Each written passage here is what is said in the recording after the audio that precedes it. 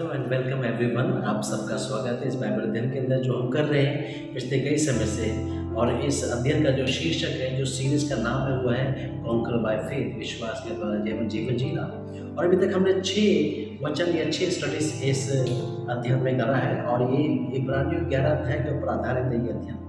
और उसमें जो पहला हमने देखा था इब्रानियों 11 अध्याय 1 से 3 पद के अंदर वो था डेफिनेशन ऑफ फेथ, विश्वास की परिभाषा, हाउ फेथ वर्क्स, कैसे विश्वास जीवन में काम करता है। फिर हमने जो है हाबिल के विषय में देखा था कि हाबिल के विषय में देखा था दैट ही स्टेज स्पेस।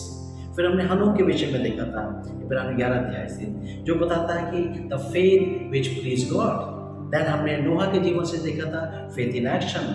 तब हमने अब्राहम के जीवन से देखा द फादर ऑफ फेथ। और उसके बाद हमने सारा के जीवन से देखा था द प्रिंसेस ऑफ गॉड।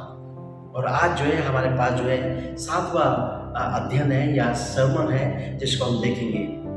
इससे पहले हम शुरू करें, मैं आपसे एक प्रश्न पूछूं कि आप अपने बच्चों को क्या देना चाहते हैं। इफ़ यू आर पेरेंट्स, अगर आप बड़े भाई बहन हैं तो अपने छोटे सिबलिंग्स को आप क्या देना चाहते हैं। एज ए पेरेंट्स आप शायद कह सकते हैं हम अपने बच्चों को अच्छा भविष्य देना चाहते हैं, हम उन्हें सुरक्षा देना चाहते हैं, हम उनको जो है अच्छा घर देना चाहते हैं, हम उनको अच्छी स्टडी देना चाहते हैं, अच्छे ब्रांडेड कपड़े देना चाहते हैं, और हम चाहते हैं कि उनको किसी बुरी वस्तु की कमी ना हो। इट्स गुड, ये बहुत अच्छा है, मैं भी ये चाहता हूँ है ना। लेकिन आज जो हम अध्ययन करेंगे आप मेरे साथ निकाल सकते हैं, अगर आपके पास बाइबल है, जहाँ भी आप सुन रहे हैं देख रहे हैं इस बात को, आप मेरे साथ निकाल सकते हैं इब्रानियों 11 अध्याय उसके 13, 14, 15, 16 पद और 20, 21, 22 पद। हम जो है इब्रानियों 11 अध्याय के ऊपर ये हमारा अध्ययन जो है, ये मेरा स्टडी जो है, जो सीरीज है कॉन्कर बाय फेथ आधारित है। तो 13 पद से मैं पढ़ रहा हूँ, इब्रानियों 11 उसका 13 पद यहाँ लिखा है, ये सब विश्वास ही की दशा में मरे और उन्होंने प्रतिज्ञा की हुई वस्तुएं नहीं पाई, पर उन्हें दूर से देखकर आनंदित हुए और मान लिया कि हम पृथ्वी पर परदेशी और बाहरी हैं। जो ऐसी ऐसी बातें कहते हैं, प्रकट करते हैं कि स्वदेश की खोज में हैं, और जिस देश से वे निकल आए थे यदि उसकी सुधि करते तो उन्हें लौट जाने का अवसर था। 16 पद, पर वे एक उत्तम अर्थात स्वर्गीय देश के अभिलाषी हैं, इसीलिए परमेश्वर उनका परमेश्वर कहलाने से उनसे नहीं लज जाता। सो उसने उनके लिए एक नगर तैयार किया है। 20 पद से पढ़ रहा हूँ, यह लिखा है, विश्वास ही से इसहाक ने याकूब और एसाव को आने वाली बातों के विषय में आशीष दी। 21 पद, विश्वास ही से याकूब ने मरते समय यूसुफ के दोनों पुत्रों में से एक एक को आशीष दी और अपनी लाठी के सिरे पर सहारा देकर दंडवत किया। विश्वासी से यूसुफ ने जब वे मरने पर था तो इज़राइल की संतान के निकल जाने की चर्चा की और अपनी हड्डियों के विषय में आज्ञा दी। परमेश्वर अपने वचन के पढ़े और सुने जाने में आशीष दे। सो जैसे मैंने आपसे पहले प्रश्न पूछा कि आपके पास क्या है अपने बच्चों को देने के लिए, या नेक्स्ट जनरेशन को, अगली पीढ़ी को देने के लिए क्या है। एक अगर बात मैं आपसे करूँ, आप उससे सहमत होंगे कि हमारे जो बच्चे हैं, विशेष रूप से जो पेरेंट्स हैं या हमारे जो सिबलिंग है, यंग सिबलिंग है, जो हमसे छोटे हैं, याद रखिए they are getting something from our life. वो कुछ ना कुछ तो हमारे जीवन से हासिल कर रहे हैं, प्राप्त कर रहे हैं, वेदर नोइंगली और अननोइंगली। आपको चाहे ये पता है या नहीं पता है, लेकिन our next generation is taking something from us. इसलिए हम कहते हैं भाई बच्चों के विषय में, बच्चे जो हैं अपने माँ बाप का प्रतिबिंब है या अपने माँ बाप का रिफ्लेक्शन है। हम कहते हैं कि भाई ये बिल्कुल अपने पापा के जैसे है, ये वैसे ही बोलता है, वैसे ही एक्ट करता है, इसके शौक भी वही है। हम बोलते हैं बच्चों के विषय में, ये बिल्कुल अपनी माँ पे गई है, इसकी आँखें अपनी माँ की जैसी बिल्कुल, ये वैसे ही करती है, इसे वही पसंद है और वही नापसंद है उसकी माँ को। बिकॉज चिल्ड्रन जो है वो हमारा रिफ्लेक्शन है, हमारा प्रतिबिंब, हमारा अक्स है। Because they are getting our character, they are getting from our life, knowingly or unknowingly।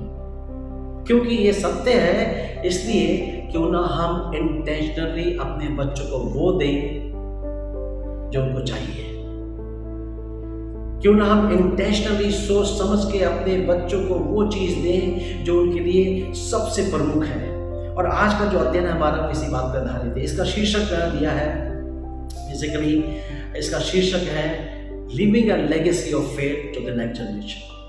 अगली पीढ़ी के लिए जो है हम अपनी विश्वास की जो लेगेसी है उनको पास ऑन करें। और यहाँ पे 3 चरित्र हैं, इसमें है इसहाक है, याकूब है और यूसुफ है।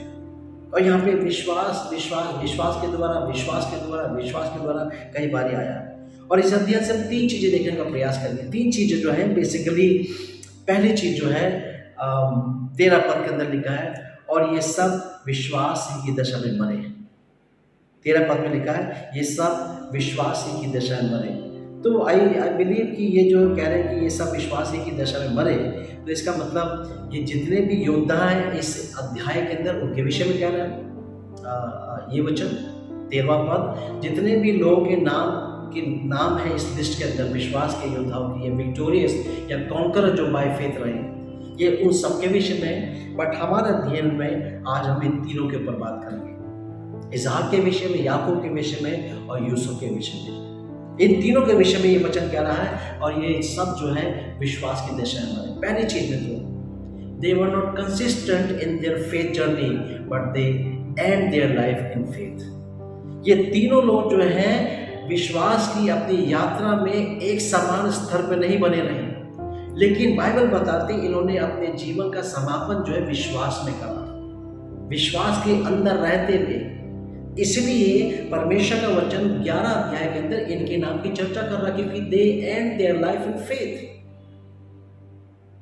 लेकिन फैक्ट ये भी है, ये तीनों जो है कंसिस्टेंट नहीं रहे कि एक ही स्तर का इनका विश्वास बना रहा। They failed many time in their life, in their faith journey, because they were just like ordinary people like you and मी।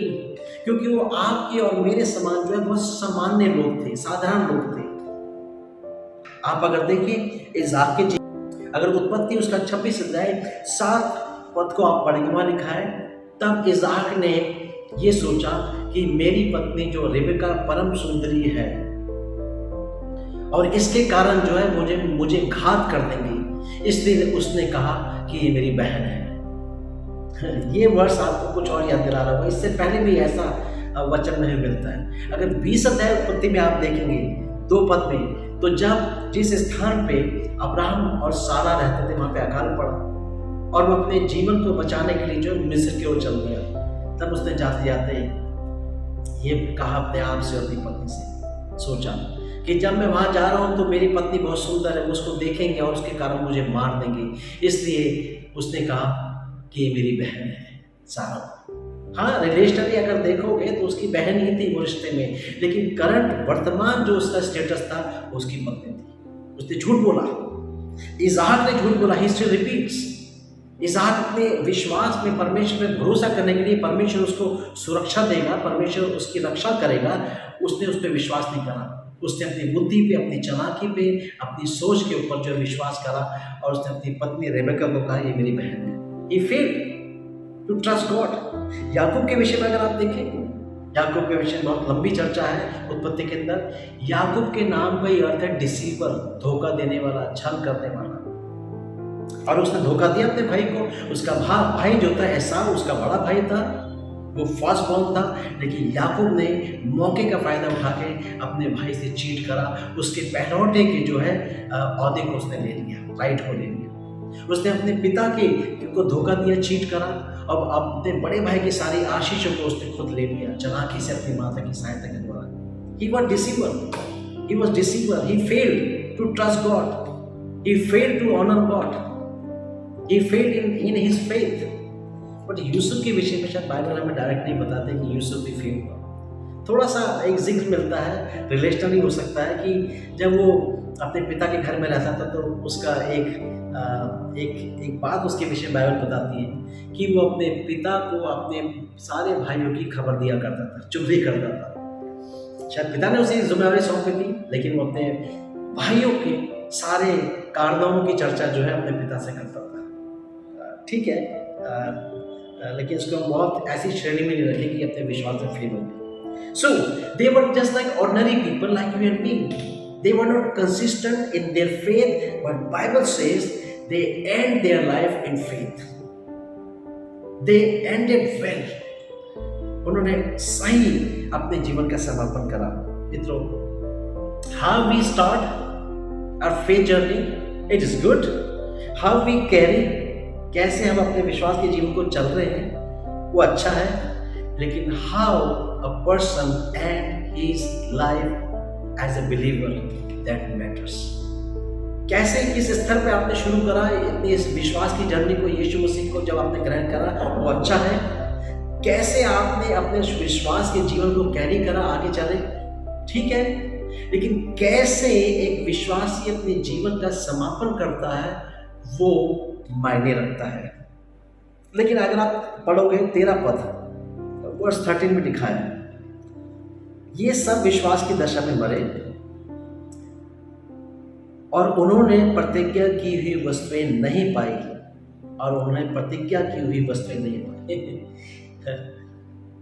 ये सब विश्वास की दशा में मरे, लेकिन इन्होंने प्रतिज्ञा की हुई वस्तुएं नहीं पाई। जो प्रॉमिसेस परमेश्वर के थे उनको अपने जीवन में पूरा होता हुआ इन्होंने अनुभव नहीं करा, नहीं देखा। परमेश्वर ने अब्राहम से प्रतिज्ञा करी थी उत्पत्ति 12 अध्याय के अंदर, मैं तेरे वंश को तारों के समान बढ़ाऊंगा, मैं तुझे एक अपना देश दूंगा, लैंड दूंगा, और मैं तुझे आशीष का मूल बनाऊंगा, तू आशीषित होगा। इन लोगों ने जो है टेंटों में जीवन बिताया, पिलग्रिम जैसे जीवन बिताया। ये लोग जो है खाना बदोश रहे, अपनी लैंड में बस नहीं पाए। मल्टीप्लाई करूंगा, बड़ी संख्या इनकी, लाखों की संख्या में इनकी पीढ़ी को ये देख नहीं पाए, है ना, और परदेश में इनके प्राण निकले। बाइबल बता रही उन्होंने प्रतिज्ञा की हुई बातों को प्राप्त नहीं करा। बाइबल ये बता रही है कि इन्होंने अपने जीवन का समापन विश्वास में करा। मित्रों, कैसे कर सकते हैं? क्योंकि इनके लिए प्रॉमिसेस से ज्यादा प्रॉमिस गिवर जो है वो इंपॉर्टेंट था। उनका विश्वास को जो आधार था परमेश्वर की प्रतिज्ञा नहीं थी, लेकिन उनके विश्वास का आधार था वो जो प्रतिज्ञा करने वाला है। इसलिए बाइबल बता रही है वही परमेश्वर इनको, इनके नाम की चर्चा अपने वचन में उसने रखी है कि ये सब विश्वास की दशा में मरे। परमेश्वर का वचन इस बात को डिक्लेयर कर रहा है, they died in faith, they ended there life in faith. कैसे शुरू करा? अच्छा है। कैसे कैरी करा? ओके, बट कैसे अंत करते हैं जीवन का वो इंपॉर्टेंट है। मित्रों, ये जरूरी है इस बात को समझना कि इन्होंने प्रतिज्ञा की हुई वस्तुएं नहीं पाई, इन्होंने अपनी प्रार्थना को उत्तर से जीवन में नहीं पाया। आज YouTube के ऊपर और सोशल मीडिया के ऊपर बहुत सारे संदेश चल रहे हैं, लोग प्रचार कर रहे हैं, अच्छी बात है, लेकिन शायद वचन की सही शिक्षा वो नहीं दे रही। शायद वो आपके विश्वास का आधार उन्होंने बना दिया है कि परमेश्वर पे, यीशु मसीह को ग्रहण कर लो तो बीमारी तुम्हें छू नहीं पाएगी, जीवन की समस्या तुमसे दूर हो जाएगी, तुम जो हमेशा खुशहाल जीवन जियोगे, तुम संसार के अंदर अव्वल होगे सब जगह, तुम्हें जो है कभी भी तो पैसों की तंगी नहीं होगी, तुम जो है देश विदेश की यात्रा करोगे, और तुम जो है अन्य जातियों का धन तुम्हारे लिए है, बाइबल में लिखा है। ये सब प्रतिज्ञाएं आपको बांटी जा रही है, और आपका विश्वास का आधार अगर परमेश्वर की प्रतिज्ञा है तो याद रखिए, हमेशा परमेश्वर की प्रतिज्ञा हमारे लाइफ टाइम में पूरी नहीं होती है, मे बी नेक्स्ट जनरेशन के लाइफ में होगा। तो क्या आप अपने जीवन का अंत कैसे करेंगे? शक में करेंगे, डाउट में करेंगे, एंगर में करेंगे, बिटरनेस में करेंगे। बट इनके विषय में लिखा है, इन्होंने प्रतिज्ञा की हुई वस्तु नहीं पाई, लेकिन इन्होंने अपने जीवन का अंत जो इनका हुआ वो विश्वास की दशा में हुआ। विश्वासी के रूप में इनके प्राण निकले, क्योंकि इनके लिए परमेश्वर की प्रतिज्ञा से ज्यादा इंपॉर्टेंट परमेश्वर था। मित्रों, आप अपने आप से पूछ सकते हैं, when time will come to go from this earth, from this world, how you will end your life, what people will say when you go from this earth, क्या लोग कहेंगे आपके विषय में, क्या आपके विश्वास की चर्चा करेंगे? आज परमेश्वर का वचन, परमेश्वर जो है इनके विश्वास की चर्चा कर रहा है। जब आप चले जाएंगे इस दुनिया से, मैं चला जाऊंगा इस दुनिया से, क्या मेरे विश्वास की चर्चा होगी? क्या लोग मेरे विश्वास के बारे में जान पाएंगे कि मैंने अपने जीवन का समापन विश्वास में करा? They were not consistent, but they end their life in faith. This is the first thing. Second thing है पासिंग द बैटन या passing the legacy of faith to the next generation. 20, 21, 22 पद हम पढ़ेंगे। 20, 21, 22 पद में लिखा है, विश्वासी से इसहाक ने याकूब और एसाव को आने वाली बातों के विषय में आशीषित करा। विश्वासी से याकूब ने मरते समय यूसुफ के दोनों पुत्रों में से एक एक को आशीष दी और अपनी लाठी के सिरे पर सहारा लेकर दंडवत किया। विश्वासी से यूसुफ ने जब वह मरने पर था तो इज़राइल की संतान के निकल जाने की चर्चा की और अपनी हड्डियों के विषय में आज्ञा दी। इन तीनों के विषय में लिखा है 20, 21, 22 पर। विश्वासी से इसहाक ने, विश्वासी से याकूब ने, विश्वासी से यूसुफ। विश्वासी से क्या करा था? इसहाक ने अपने दोनों बेटों को परमेश्वर की आशीष दी, जबकि उसने परमेश्वर की प्रतिज्ञाओं को जीवन में पूरा होने का एक्सपीरियंस नहीं करा। बट जब उसके जीवन का अंत आया, what he passed on, what he gave to the next generation, लिखा है उसने उन्हें परमेश्वर के नाम से आशीषित करा। लिखा है यहाँ पे कि उसने जो है 20 पद में इसहाक ने याकूब और एसाव को आने वाली बातों के विषय में आशीष दी। आने वाली बातों के, मैंने तो नहीं देखा, मैंने प्राप्त नहीं करा कनान देश, मैंने जो है लाखों करोड़ों तारों के समान अपने वंश को नहीं देख पाया, लेकिन आने वाली बातों के विषय में उनको आशीषित करा, उनको अवगत कराया दैट गॉड इज फेथफुल। क्या उन्होंने दिया है? तीनों के विषय में विश्वास के द्वारा उन्होंने नेक्स्ट जनरेशन को आशीषित करा। विश्वास के द्वारा उन्होंने जो है याकूब ने यूसुफ के दोनों बेटों को आशीषित करा। विश्वासी से यूसुफ ने जो है इज़राइल की संतान को इस गुलामी से निकल जाने की चर्चा करी, that one day God will give you deliverance, not by your power and might, but God will give you deliverance from this slavery. ये चर्चा यूसुफ ने करी। मित्रों, क्या था उनके पास देने के लिए? प्रतिज्ञा पूरी नहीं हुई, शायद प्रार्थना नहीं सुनी गई, लेकिन फिर भी उन्होंने कुछ पास ऑन करा to the next generation. I think they passed their faith on God, they passed the word of God, the legacy of their faith they just passed to the next generation. विश्वास की जो उनकी legacy थी वो उन्होंने अगली पीढ़ी को सौंपा।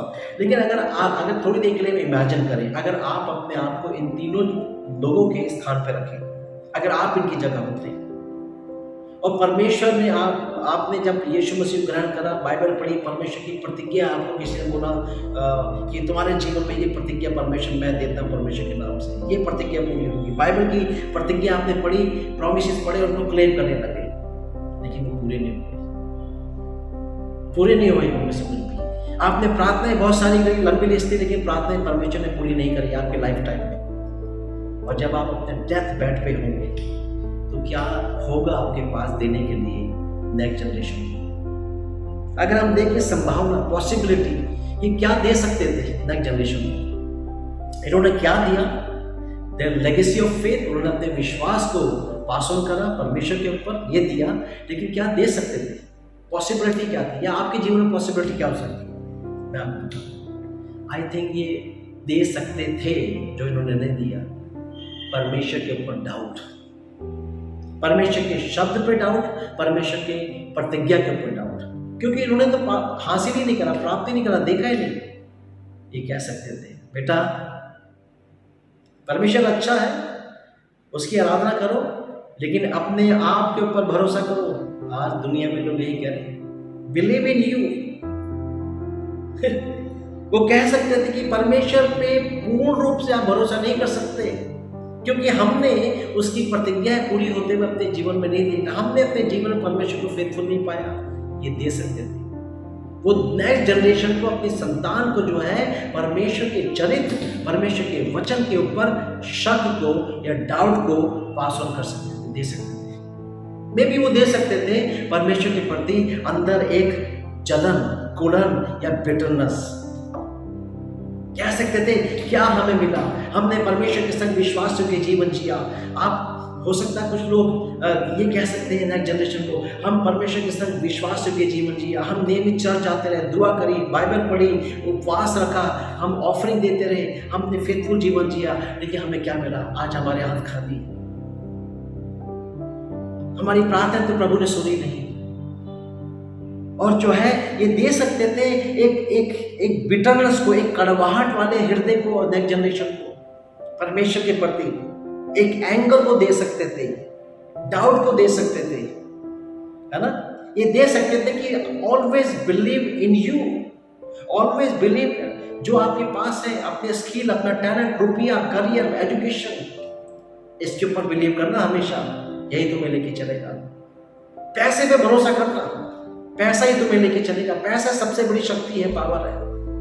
ये दे सकते थे कुड़न को, एंगर को, बिटरनेस को परमेश्वर के ऊपर, डाउट को परमेश्वर के ऊपर, लेकिन इन्होंने परमेश्वर की आने वाली बातों के विषय में चर्चा करी, इनको पास ऑन करा। They blessed them with the name of God. Next generation, they pass on their legacy of faith that you must trust on God's character. मित्रों, but your next generation is taking from your life of faith. क्या आप अपने जीवन में अपने बच्चों के सामने शॉर्टकट का रास्ता अपनाते हैं? क्या आप अपने जीवन में अपने बच्चों को ये दे रहे हैं कि भाई कॉम्प्रोमाइज करना जरूरी है इस संसार में रहना? क्या आप अपने बच्चों को इस बात को पास ऑन कर रहे हैं कि भाई परमेश्वर अच्छा है, उसकी आराधना करना अच्छा है, उसकी प्रतिज्ञा के ऊपर हमेशा भरोसा करते रहो, उसकी प्रतिज्ञा सबसे बड़ी है, और जो है परमेश्वर का कैरेक्टर बड़ा नहीं है? क्या आप अपने बच्चों को ये पास ऑन करें कि believe always in you, not on God, 100% believe in you. अपने शब्दों पे भरोसा करो, अपने स्किल पे, अपनी शक्ति पे, बुद्धि पे, अपनी एजुकेशन पे, अपने करियर पे, अपने पैसे पे, बैंक बैलेंस पे भरोसा करो, परमेश्वर पे नहीं। What kind of message your life is passing to the next generation? किस प्रकार का संदेश आपका जीवन जो है अगली पीढ़ी को दे रहा है? What do you have to pass on to the next generation? मित्रों, बाइबल कहती है मनुष्य सारे जगत को प्राप्त कर रहे लेकिन अपने प्राणों की हानि उठाए तो उसे क्या लाभ? मैंने इसलिए शुरू में प्रश्न करा था कि what you want to give to your children, to the next generation. हो सकता है आप अपने बच्चों को सबसे बेस्ट एजुकेशन देना चाहते हैं, सबसे बेस्ट जो है ब्रांडेड कपड़े देना चाहते हैं, मोबाइल फोन देना चाहते हैं, सबसे बेस्ट करियर देना चाहते हैं, आपका जो बेस्ट है इस संसार के अंदर आप चाहते हैं कि आपके बच्चों को नाम, सम्मान और बहुत स्टेबिलिटी मिले, एक मजबूत बड़ा घर देना चाहते हैं लेगेसी में। लेकिन अगर आप विश्वास ना दें उसे कि केवल यीशु मसीह परमेश्वर पर विश्वास करना जरूरी है, विश्वास, तो मित्रों सब कुछ व्यर्थ है, सब कुछ व्यर्थ है, व्यर्थ है। शबोपदेशक की पुस्तक ये कहती है एवरीथिंग इज वे, सब कुछ व्यर्थ व्यर्थ व्यर्थ है विदाउट गॉड। मित्रों, we need to think and ask seriously what you are passing to the next generation, or what do you have to pass on to the next generation? क्या है आपके पास अगली पीढ़ी को देने के लिए, और अगली पीढ़ी आपके जीवन से क्या ले रही है? तीसरी चीज एंड लास्ट, 13 से 16 पद जो है इसके अंदर, What was their secret to end their life in faith? उनके जीवन का विश्वास में अंत होने का क्या सीक्रेट था? जबकि वो खाना बदोश रहे, परदेश में रहे, गुलामी में रहे, सारी प्रतिज्ञा करी वस्तुएं उन्हें मिली नहीं, बट फिर भी क्या सीक्रेट था कि जब उनके प्राण निकले तो विश्वास में उन्होंने अंत करा अपने जीवन का। अब देखिए 13 से 16 पद यहां लिखा है, ये सब विश्वासी की दशा में मरे और उन्होंने प्रतिज्ञा की हुई वस्तुएं, अब ये सब विश्वासी की दशा में मरे और उन्होंने प्रतिज्ञा की हुई वस्तुएं नहीं पाई, पर उन्हें दूर से देखकर आनंदित हुए और मान लिया कि हम पृथ्वी पर परदेशी और बाहरी हैं। जो ऐसी ऐसी बातें कहते हैं, वे प्रकट करते हैं कि स्वदेश की खोज में है, और जिस देश से वे निकल आए थे यदि उसकी सुधि रखते तो उन्हें लौट जाने का अवसर था, पर वे एक उत्तम अर्थात स्वर्गीय देश के अभिलाषी हैं, इसीलिए परमेश्वर उनका परमेश्वर कहलाने से उनसे नहीं लग जाता। सो उसने उनके लिए एक नगर तैयार किया है। ये सीक्रेट है। यहाँ पे 13 पद में लिखा है, विश्वास की दशा में हमारी प्रतिज्ञा की व्यवस्था नहीं पाई, दूर से देख के आनंदित हुए क्योंकि उन्होंने मान लिया कि हम पृथ्वी पर परदेशी हैं। मित्रों, जो सीक्रेट था वो था उनका फोकस लाइफ। उनके लाइफ का जो फोकस था वो उनका सीक्रेट था कि वो विश्वास की दशा में उन्होंने अपने जीवन को कंक्लूड करा। फोकस था उनका।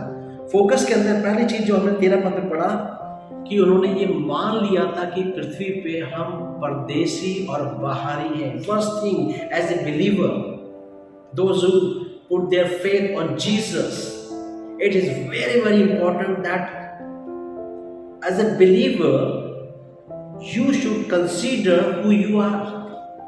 एक विश्वासी होने के नाते आपको इस चीज को जानना बहुत जरूरी है कि पृथ्वी पे आप कौन हैं। और इन लोगों ने पृथ्वी पे जान लिया कि वो परदेशी हैं और बाहरी हैं। We don't belong to this world. हम संसार में हैं लेकिन संसार के नहीं। हम पृथ्वी के ऊपर परदेशी हैं। We are just passing by.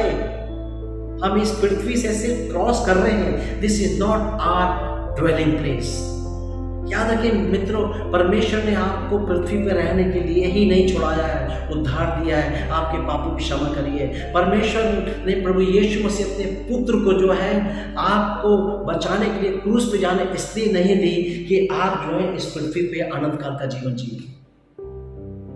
मित्रों, पहला पत्रस 2 अध्याय 12 पद में लिखा है कि तुम अपने आप को इस पृथ्वी पे, इस जगत में, संसार में परदेशी और मुसाफिर जान के जीवन जियो। मित्रों, we are foreigners, we are pilgrim on this earth. एक बिलीवर, एक विश्वासी को सबसे पहली चीज से ये कंसीडर करना चाहिए उसकी आइडेंटिटी, दैट ही और she is pilgrim on this earth. This is not our home. We don't belongs to this world. हम संसार में हैं लेकिन संसार के नहीं है। इस पे फोकस करना बहुत जरूरी है। दूसरी चीज, 14 पद के अंदर फोकस क्या था इनका? 14 पद के अंदर लिखा है, जो ऐसी ऐसी बातें कहते हैं, प्रकट करते हैं कि स्वदेश की खोज में है, स्वदेश की खोज में है। इसका मतलब ये हमारा देश नहीं है। स्वदेश क्या है? एक विश्वासी का। यूहन्ना 14 अध्याय के अंदर यीशु मसीह कहते हैं, मैं जाता हूं तुम्हारे लिए जगह तैयार करने। मेरे पिता के घर में बहुत से रहने के स्थान, और मैं जाता हूँ फिर वापिस आऊँगा ताकि मैं तुम्हें अपने संग ले जाऊँ। जहाँ मैं रहता हूँ वहाँ तुम भी रह सको। दैट इज आवर स्वदेश। वो हमारा अपना निवास स्थान, ड्वेलिंग प्लेस, जिसको यीशु मसीह ने क्रूस की मृत्यु के द्वारा आपके लिए और मेरे लिए कंफर्म कर दिया। और लिखा है इनकी खोज, इनकी दृष्टि, इनका फोकस जो था स्वदेश था, जो इनका अपना है देश, and that is heaven. Wow, that is permanent place. मित्रों, पृथ्वी के ऊपर nothing is permanent, I'm telling you. चाहे जितना भी मजबूत आप मकान, बिल्डिंग, महल बना लीजिए, nothing is permanent. Everything is decaying. हर चीज जो है वो नाश हो रही है पल पल। अभी आप देखिए भूकंप आया, इतनी बड़ी इमारत, बिल्डिंग, ब्यूटीफुल बिल्डिंग, ताश के पत्तों की जैसे ढह गई, बिल्कुल खत्म सब कुछ। Nothing is permanent on this earth, but permanent place हमारा है इन हेवन, जिसको यीशु मसीह ने आपके मेरे लिए जो है कंफर्म कर दिया अपने क्रूस की मृत्यु के द्वारा, अपने बलिदान के द्वारा। Once you put your faith on Jesus, that place is yours, permanent place, स्वदेश। इसका मतलब as a believer we must live on earth with the perspective of eternal life, with the perspective of heaven, with the perspective of eternity. एक विश्वासी होने के नाते मुझे और आपको इस पृथ्वी पे हर दिन हर पल जो है अपने स्वर्गीय निवास स्थान के दृष्टिकोण को रखते हुए जीवन जीना चाहिए कि वो मेरा परमानेंट प्लेस है, क्या आप चाहेंगे जो टेम्परेरी है वहाँ पे आप रहें हमेशा? Nobody, no one wants to live or dwell on temporary places. है ना? कोई भी जो है उस स्थान पे चैन से नहीं रह सकता जो परमानेंट नहीं है, जो स्टेबल नहीं है, जो कमजोर है, जो फॉर टाइम नहीं है। We want confirmation of permanent. मित्रों, इनकी खोज, इनकी दृष्टि, इनका फोकस परमानेंट प्लेस पे, that was their secret, that they end their life in faith. First thing, they consider themselves they are foreigner, they are pilgrim on this earth. दूसरी चीज, they focus on permanent place, not the temporary thing. और कई बार हम जो है ऐसी प्रार्थना करते हैं, कुछ लोग ऐसी प्रचार करते हैं कि इसी संसार में हमेशा रहेंगे, सब कुछ यही प्राप्त कर लो, यही हेवन है। No, we are just passing by. Our permanent place is where Jesus is. जहाँ उसका सिंहासन है, जहाँ सिंहासन में विराजमान है, वो हमारा परमानेंट निवास स्थान है। मित्रों, विश्वासी होने के नाते हर दिन एक विश्वासी को इस संसार में हेवनली दृष्टिकोण, स्वर्गीय दृष्टिकोण, परमानेंट निवास स्थान के दृष्टिकोण को दिमाग में रखते हुए जीने की जरूरत है। और लिखा 15 पद में, जहां से वो निकल आए थे, जिस देश से वो निकल आए थे, यदि उसकी सुधि रखते तो वापस लौट जाने का अवसर उनके पास था। जिस गुलामी से निकल के आए, है ना, वापस जाने का अवसर था। इजरायली लोगों के विषय में अगर हम देखें, गुलामी से निकल आए, परमेश्वर उन्हें लेके चला उस देश में जो परमेश्वर ने उनसे प्रतिज्ञा करी। और अगर वो वही दिमाग में उनके रहता है, वहीं पे अगर उनकी रूट्स होती तो उनके पास मौका था वापस जाने का। बट उनकी रूट्स जो है संसार में उन्होंने नहीं गढ़ाई, संसारिकता में, संसार के अंदर वो रूटेड नहीं रहे, because they have perspective of haven. 16 पद में लिखा, पर वे एक उत्तम अर्थात स्वर्गीय देश के अभिलाषी हैं। उत्तम और स्वर्गीय देश के अभिलाषी हैं। उसने उनके लिए एक नगर तैयार करा। उसने मतलब परमेश्वर ने, प्रभु यीशु मसीह के द्वारा उत्तम और स्वर्गीय, उत्तम अभिलाषा लेकर, desire, they had desire to dwell in that permanent and best and great and उत्तम प्लेस, जिसका बनाने वाला स्वयं परमेश्वर है। ये था उनका फोकस, कि उनकी जो हार्टफेल, उनकी जो स्ट्रॉन्ग डिजायर थी कि वो उस स्वर्गीय निवास स्थान में रहे जाके, जिसका निर्माता, जिसका निर्देशक, जिसका बनाने वाला परमेश्वर स्वयं है। ना कि वापस गुलामी के अंदर, मिस्र के अंदर उस जगह पे चले जाए, संसार के अंदर रस बस जाए, बल्कि वहाँ पे जो उत्तम है, जो स्वर्गीय है, जिसका बनाने वाला परमेश्वर है, वह उसकी अभिलाषा, उसकी डिजायर, उसकी ख्वाहिश, उसकी लालसा उनके अंदर थी जब वो इस संसार में जीवन जी रहे थे। मित्रों, क्या है आपकी डिजायर? क्या है सीक्रेट आपका, जिसके द्वारा आप अपने लाइफ का समापन विश्वास में कर सकें? इनका था फोकस लाइफ। उन्होंने कंसीडर करा, they are foreigners, pilgrims on earth. They were focused on permanent place and they were desire to dwell in the place which is better than everything, जो heavenly है, जिसका बनाने वाला स्वयं परमेश्वर है। वाह, what a wonderful secret, जिसने उन्हें मदद करी कि अपने जीवन को वो विश्वास के अंदर जो है समाप्त कर सके। तीन चीजें हमने देखी। They were not consistent in their faith journey, but they end in faith. मित्रों, how you will end your life? What people will say when you will go? परमेश्वर इनके जाने के बाद उसका वचन आज भी क्या है, उनके विश्वास की चर्चा कर रहा है। How you will end your life? दूसरी चीज, what do you have to pass on to the next generation? What kind of legacy you want to pass on to the next generation? If not faith, remember, nothing is permanent. मनुष्य सारे जगत को प्राप्त कर ले, लेकिन अपने प्राणों की हानि उठाए तो उसे क्या लाभ? अगर हमारे बच्चे यीशु मसीह से ना मिल सके और सारा संसार उनको हम दे दें, तो क्या नाम? What your children are getting from your faith journey. It is very serious, and this is the secret which helped them to end well. Secret ये था, they were focused. Focus, consider करा कि हम कौन है, हम परदेशी संसार यहाँ के नहीं. Focus on permanent thing. Focus उत्तम और स्वर्गीय निवास स्थान जिसको परमेश्वर ने स्वयं बनाया, ये उनका फोकस था. इसलिए वो जो है ना शक में, ना डाउट में, ना बिटरनेस में, ना कड़वाहट में, ना एंगर में, ना परमेश्वर पे क्वेश्चन के संग, लेकिन पूर्ण विश्वासी जीवन के संग वो अपने जीवन का उन्हें समापन करा. कैसे आप अपने जीवन का अंत करेंगे? जब वो घड़ी आए, जब वो समय आए, जब आपको इस दुनिया से जाना पड़े. How you will end your life? That is very serious question. May God bless each one of you. प्रभु आप सबको आशीष दे और इस वचन के सुनने के द्वारा परमेश्वर आपके जीवन को आपके विश्वास में एक कदम और आगे की ओर लेके जाए. God bless you. Let us pray. आइए प्रार्थना करें.